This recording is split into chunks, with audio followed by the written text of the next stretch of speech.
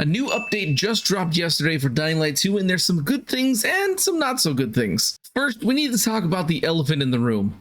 Dying Light points. If you're not familiar with them, they're a new in-game purchased currency that allows you to buy bundles directly from the game instead of going through your platform's store. You're given 500 for free to start with if you claim them by October 7th. The problem with this is that most of the bundles cost 550 points or higher. This means that you're immediately forced to spend money to get points that may let you buy a second bundle if you spend enough. This is one of the worst decisions Techland has made for this game. I understand microtransactions in free games as you don't need to pay an initial cost, so that makes sense. However, for microtransactions in full price paid games that some people spent $100+ on for the Ultimate Edition is where the line should be drawn. With that said, there are several new bundles available that look really good, although for some reason not all of them are showing for everyone. Hopefully they fix that so people who want to purchase the bundles can actually get everything they want. Hey everybody, Editor Respawn here. So after I recorded the video, Techland put out a tweet saying that they're going to make a change to the bundles. The idea is that you'll be able to spend less Dying Light points by only purchasing the things you want out of a bundle instead of the entire thing. While this is a step in the right direction, it's also not the issue that the community is unhappy about. It's the fact that there is microtransactions that you have to buy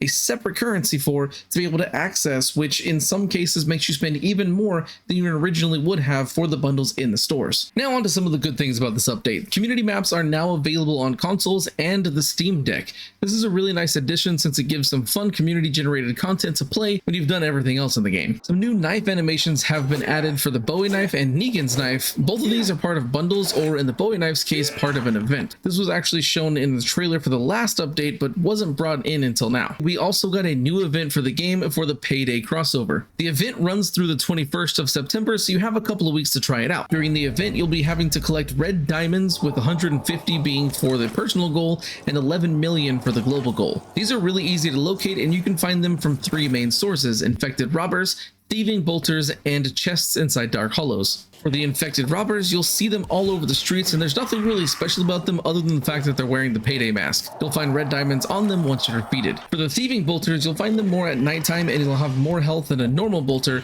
and they'll also give you red diamonds once defeated. For the dark hollows, it looks like all the enemies have been replaced with renegades, so eliminate them and then open all the chests you find to get the red crystals. If you want to complete this fast, find a quarantine hospital that has a howler or hive at the bottom and use them to send waves of virals that should be wearing the masks. If this does not work, then just going outside and making things explode will cause them to appear, allowing you to get all the diamonds that you need. As for the rewards, the participation reward is a pack of UV bars, which is definitely useful for early game players that may not have the resources to keep them stocked. The warm-up goal gives you the Dallas mask that is the main mask for the cover of Payday. I'm not sure on the stats, but leave a comment below with what you got on it. For the personal goal, you get the money bundle, which is a one-handed weapon that looks like a stack of cash. I've heard the damage is not great for it, but the idea of slapping volatiles in the face with money is pretty hilarious. And for the global goal, you get 25 pilgrim tokens. This means that this is another event where the bundle is not the reward at the end. This is really frustrating due to the fact that events are limited time things. It would be nice to reward players for taking advantage of it by giving them the full bundle like they did before. I feel like with the introduction of Dying Light points, we'll never get another bundle as a reward for the rest of the life of the game. To make matters worse, you can buy the Payday bundle right now,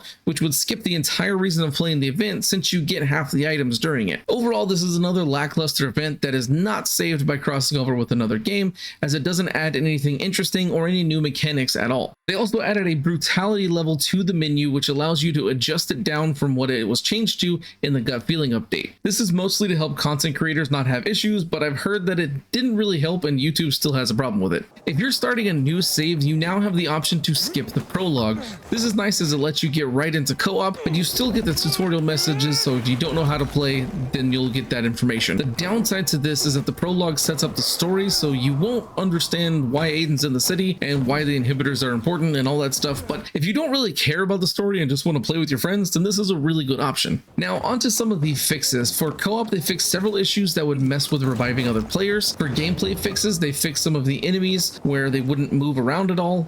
There's also where enemies will now spawn outside of player's sight and not directly in front of them, and now volatiles are not as tanky, so they'll take less hits to take down than before, which is really nice because they made them super tanky in the last update. There are some other changes that they talk about in the patch notes, but there's one that was only mentioned in a tweet. The nighttime XP cap for legend levels has been removed. When legend levels were first introduced, Techland put a nighttime cap of 20,000 XP, which made leveling up take a lot longer. Now that the limit is gone, it'll be much easier to level up your legend levels, but it will still take a while since there's no new methods other than fighting volatiles or starting a new game plus. There have been several issues introduced with this update as well. If you're using mods, then there's a chance they will no longer work or cause your inventory, stash, craft plans, and everything be completely deleted from your game.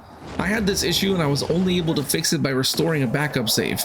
If you don't have a backup save or are not able to reload your cloud save, then this could make you lose everything you've worked for. Another issue that popped up is the game just never loading or saying you can't access it. This is mostly solved by closing the game and restarting it, but it's really frustrating when this happens. Overall, with the introduction of Dying Light points and the lack of really adding any quality of life changes or more content, I feel like this update is a bit of a letdown. This will most likely be the last update of the summer since fall is coming and we won't see anything else until around October for the Halloween event, which will probably be the event for the Vampire the Masquerade. What are your thoughts on this update? Will this bring you back to the game or push you away even further? Let me know in the comments below. Make sure to like, subscribe, and check out my second channel and other socials linked in the description below for even more content. Thanks for watching. See you next time.